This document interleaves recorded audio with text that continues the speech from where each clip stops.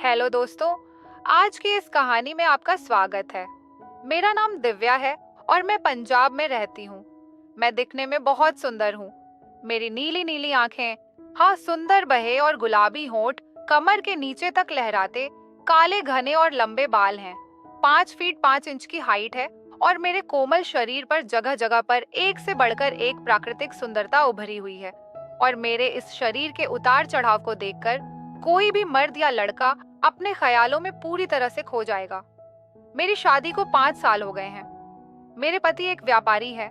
पैसे की वजह से वह अपनी पसंद की कोई भी चीज लिए बिना नहीं रह सकते। चाहे वह कोई चीज हो या कोई महिला हो या लड़की, जिसे भी वह पसंद करते उसे किसी भी तरह हासिल करके ही रहते हैं और उसके साथ संबंध भी बनाते हैं। मेरे पति घर पर कम और बाहर ज्यादा समय बिताते हैं, इसलिए वे घर में ज्यादा नहीं रहते। इस कारण मैं भी उनसे कम नहीं हूँ। मैंने भी अपनी जिंदगी में बहुत मस्ती की है। हमने अपने घर में एक नौकर रखा था। अचानक उस नौकर को घर जाना पड़ा, तो मैंने उससे कहा, तुम घर जा रहे हो तो यहाँ का काम कौन करेगा?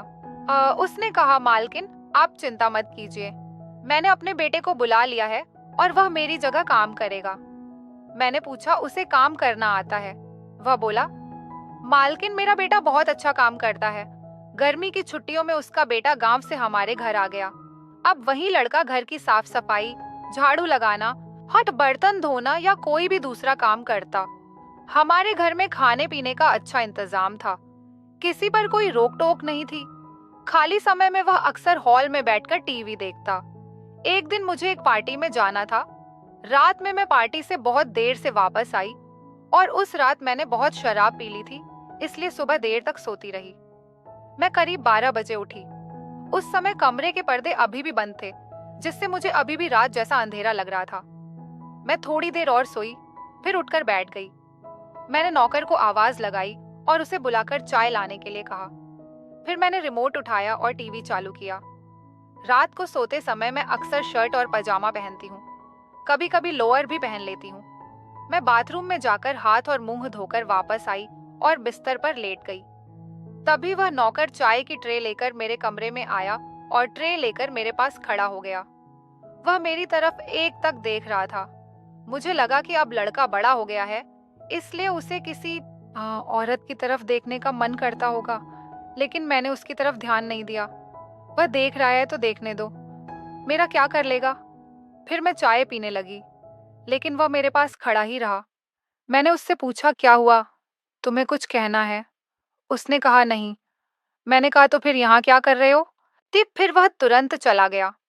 कुछ देर बाद मुझे लगा कि मुझे उसके साथ ऐसा बर्ताव नहीं करना चाहिए था। मैं उसके बारे में सोचने लगी, उसे बुरा तो नहीं लगा होगा।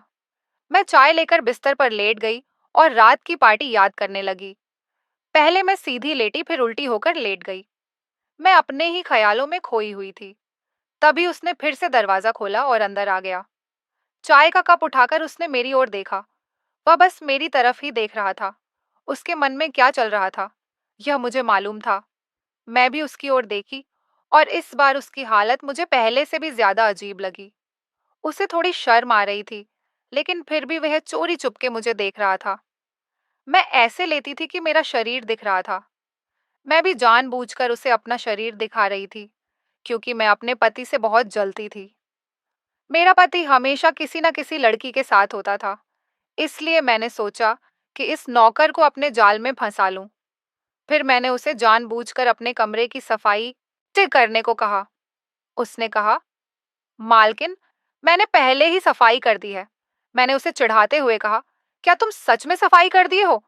मैंने मजे लेते हुए कहा, तुमने सफाई कहाँ की है? यहाँ इतनी धूल दिख रही है। वापस जाओ और फिर से सफाई करो।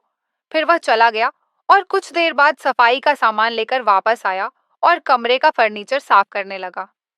मैं टीवी देख रही थी, लेकिन मेरा पूरा ध्यान उसी की तरफ था। मैं यह जानना चाहती थी कि उसके मन में क्या चल रहा है। वह मेरी तरफ क्यों देख रहा है? मैंने उससे पूछा, तुम गांव में क्या करते हो? उसने कहा, मैं गांव में बच्चों को पढ़ाता हूँ। फिर मैंने पूछा, क्या तुम सिर्फ पढ़ाई कराते हो या कुछ और भी कराते हो? उसने जवाब दिया, मैं शाम को अखाड़े जाता हूँ।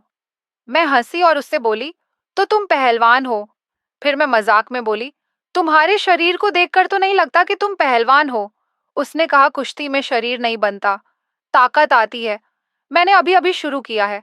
फिलहाल मैं सिर्फ अखाड़े की मालिश करता हूँ। ट्रेन साफ करने और गायों का दूध निकालने का काम करता हूँ। मैंने पूछा, क्या तुम्हें मसाज करना आता है? उसने कहा, हाँ, मैं बहुत अच्छी मसाज कर लेता हूँ। उस्ताद जी सिर्फ मुझसे ही अपनी मसाज करवाते हैं। मुझे लगा कि ब्यूटी पार्लर में मैंने बहुत सी औरतों से मसाज करवाई है, लेकिन किसी मर्द से कभी मसाज नहीं करवाई। मुझे लगा कि अगर यह मुझे मसाज करेगा तो कितना आराम मिलेगा। मैंने उससे पूछा, तुम्हारा नाम क्या है? उसने कहा, मेरा नाम कमल है। मैंने उससे पूछा, कमल, क्या तुम मेरी मसाज कर सकते हो जैसे तुम अपने उस्ताद की करते हो? यह सुनकर वह शर्म से लाल हो गया और कहने लगा, मैडम, मैं आपकी मसाज कैसे कर सकता हूँ? आप एक महिला हैं। मैंने कहा, मैं महिला हूं तो क्या हुआ? जाओ, किचन में तेल की बोतल रखी है, उसे लेकर आओ और मेरी मसाज करो। वह वहीं खड़ा रहा और कुछ बोल नहीं रहा था। फिर मैंने कहा, अगर तुम मेरी मसाज नहीं करना चाहते तो मत करो, जाओ और अपना काम करो। वह अब मानो किसी कशमकश में फंस गया था। वह सोच रहा था कि अगर उसने मालिश की तो उसे मैडम के गोरे शरीर को छूने का मौका मिलेगा। कुछ देर तक वह वैसे ही खड़ा रहा। फिर मैंने उससे कहा, तू किस चीज का इंतजार कर रहा है? जा और तेल की बोतल लेकर आ। वह किचन में गया और जैतून तेल की बोतल ले आया। मुझे भी कई दिनों से मसाज नहीं मिला था और मेरा शरीर अकड़ गया था। मैं सीधा लेट गई और वह मेरे पैरों के पास आकर बैठ गया। वह मेरी ओर देख रहा था और मैं उसकी ओर देख रही थी। दोनों के मन में एक अजीब सी हलचल थी। मैं सोच रही थी कि मेरे शरीर की मालिश करते करते वह अपने पर काबू नहीं रख पाएगा और मेरा काम हो जाएगा। इतने जवान लड़के के साथ मैंने पहले कभी मसाज नहीं करवाई थी। मुझे भी थोड़ा अजीब लग रहा था कि क्या वह यह सब कर पाएगा।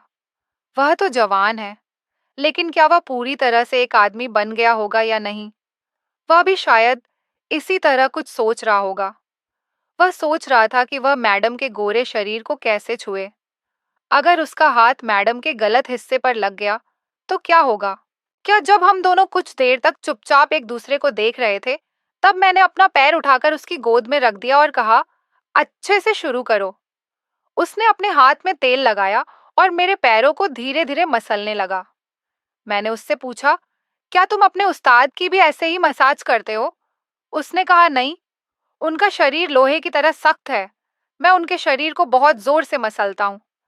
मैंने कहा, तो फिर तुम मेरे पैरों को इतनी हल्के से क्यों मसल रहे हो? उसने कहा, आप एक औरत है और आपका शरीर पहले से ही बहुत नरम है, इसलिए मैं धीरे धीरे मालिश कर रहा हूँ। फिर मैं हंसी और बोली, मुझे भी जोर से मसाज करो। उसने पहले मेरी ओर हैरानी से देखा, फिर धीरे से मुस्कुराया। उसकी हंसी में थोड़ी सी शर्म और कुछ बड़ी उम्मीद थी। मैंने कहा, सिर्फ हाथ पैर नहीं, ऊपर तक मसाज करो। उसने अपने हाथों पर तेल लगाया और मेरे घुटनों की मसाज करने लगा। ऐसा लगा मानो उसके हाथों में जादू हो। मेरे पैरों में बिजली सी दौड़ गई। उसे भी शायद यह महसूस हुआ होगा। फिर मैंने अपना दूसरा पैर उसके सामने रख दिया। उसने वहां भी घुटनों तक तेल लगाया। फिर मैंने उससे कहा, क्या तुम बस घुटनों तक ही तेल लगाओगे? आगे नहीं जाओगे? फिर उसने अपने हाथों पर तेल लगाया और मेरी जांघों की मालिश करने लगा। जैसे ही वह मेरी जांघ की मालिश करता है, उसके हाथ मेरे संवेदनशील हिस्सों को भी छू रहे थे। जब उसने उन हिस्सों को मसाज करना शुरू किया, तो उसके कांपते हाथ मुझे साफ महसूस हो रहे थे। वह बहुत डरते हुए ऊपर की ओर बढ़ रहा था। मैंने उसका हाथ पकड़कर अपनी कमर पर रख दिया और कहा, यहां तक मेरी मसाज करो। वह मेरी कमर की मसाज करने लगा। उस समय मुझे ऐसा लग रहा था जैसे मैं 7वें आसमान पर पहुंच गई हूं। अब मसाज करते हुए 1 घंटे से ज्यादा समय बीत चुका था। फिर उसने मुझसे कहा, क्या मैं आपको एक बात कहूं, अगर आपको बुरा ना लगे तो? मैंने कहा, बोलो। तो उसने कहा, मैडम, आप बहुत सुंदर लगती हैं। मुझे लगता है कि आपको मेरे साथ डांडिया खेलना चाहिए। मैंने कहा, देर किस बात की है? चलो शुरू करते हैं। उसने भी देर ना करते हुए शुरुआत कर दी। तो दोस्तों, उस दिन कमल ने मुझे बहुत अच्छी मसाज दी और मुझे बहुत मजा आया।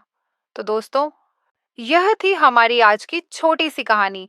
आपको यह कहानी कैसी लगी कमेंट करके जरूर बताएं। अगर आपको यह कहानी पसंद आई हो तो लाइक करें और अपने दोस्तों के साथ शेयर करें। आगे भी ऐसी ही रोमांचक कहानियां पढ़ने के लिए हमारे चैनल को सब्सक्राइब करें। बेल आइकन दबाना ना भूलें ताकि आप मेरी कोई कहानी मिस ना करें। धन्यवाद।